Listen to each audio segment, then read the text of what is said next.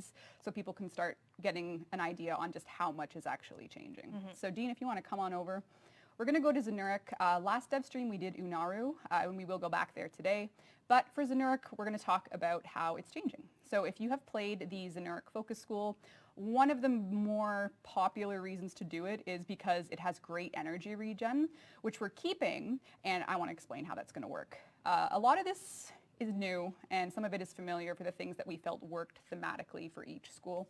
So for ZENURIK, they're kind of our, wise, energy-focused ability casting, and for the most part, energy pulse is the same, but the screen itself has been redone to give you better exposure into what's actually going on in the focus schools.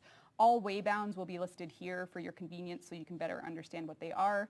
We've rebalanced it so each focus node only takes 3 ranks, and that there's no visual language differences in what is active and not active, so a lot of thought has gone into just making it a more streamlined experience. So Energizing Dash is still here. Renamed. It's called Wellspring. There was panic. I know. Sorry. Yeah. And a huge part of this focus rework is the fact that you can now use your ability keys to cast powers. So instead of dashing to a distance, Sorry, chat's like, oh, never mind. Chat's like totally turned. Yeah. Everything's fine. Everything's fine. You simply, while you're in operator mode, you simply press 1 and you create the Energizing Dash. Exactly where you are. You don't need to dash forward. You just are there, and then you get your Energizing Dash, quote unquote. So Wellspring is back, and to show you, actually, Dean, you might need to hide me, I'm so sorry. Let's take a look at what hardened Wellspring is. Now, once you're inside your Wellspring, no longer Energizing Dash, if you tap one, not only do you increase its size, you boost its duration, and you grant 20% ability strength to those inside.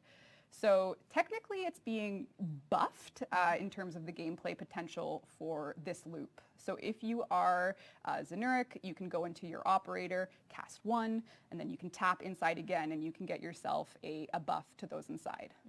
So this is pretty much the direction and the hope that we have for the new trees, which is it's more interactive. You're using ability keys. Your operator is now a key part of the Warframe combat relationship. So this is a godsend on controller. Love to hear it. It'll be the same on whatever you cast on console. So for instance, I believe if you're using, like right trigger A or whatever. Yeah, exactly. Yeah. All right. Inner Might is pretty much the same. Oh no, this is totally wrong. I'm a liar. This is new. It allows your abilities to be cast without using energy or shields, but requires a 60-second recharge. If you were paying attention when I was Gyre, you saw that single orb around me. That was showing me that I had a free ability cast active. So Inner Might now allows you a free ability cast once every 60 seconds, basically. And you'll be indicated by that little orb or similar effects with it. So that's what that was, if you wondered what it was at the beginning of the ability. So you get a free cast.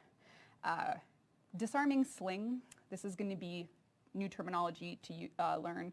Void Dash is now called Void Sling. In this case, if you sling through an enemy, it has a 50% chance to disarm them. We'll show you more of that with gameplay. And then No Quarter, killing a disarmed enemy increases your operator regen by 10% for 10 seconds for max stack. So you can disarm and kill to get yourself a little energy regen and build up for your operator specifically. Temporal Drag, this is where your second ability will come in. It emits a radial burst that slows enemies that it touches by 80% for 10 seconds. And Temporal Shot, which means if you get a precision headshot damage, is increased by 100% when enemies are affected with Temporal Drag. So essentially you cast your 2, slowed enemy, you get more damage. Get him while they're down. And then Void Siphon, these are your way bounds. So what that means for a player that's deep into focus is you can invest enough to unlock these for other schools. So of course, if you go all in on Void Siphon and Void Flow, any other focus school can have increased operator regen and of course increased operator cap.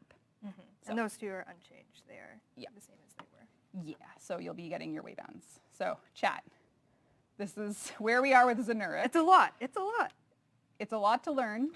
All of the focus you've invested per school will be brought back per school. So if before this update I had, 7 million ZENURIK invested across the ZENURIK tree, I get all of it back for ZENURIK itself. Each one is categorized. And we briefly touched on this, I think, last Devstream, but you'll notice that the pool is completely gone. So not only Are you going to get the focus back from the schools that you have used your focus points on, but you're also going to get radiant eidolon shards to make up for the focus that you put into the pool. So you're going to get that all back, and then you can choose to focus conversion that wherever you want. Yes, so you can use those if you're like, oh, I'm going to put all my radiant shards in. Yeah, like if you look at the rework and you're like, hey, I'm really into a couple things of Unaru or Materite, then you can kind of pick and play there with those. Yeah. Just need one larval tier for each. Yeah, each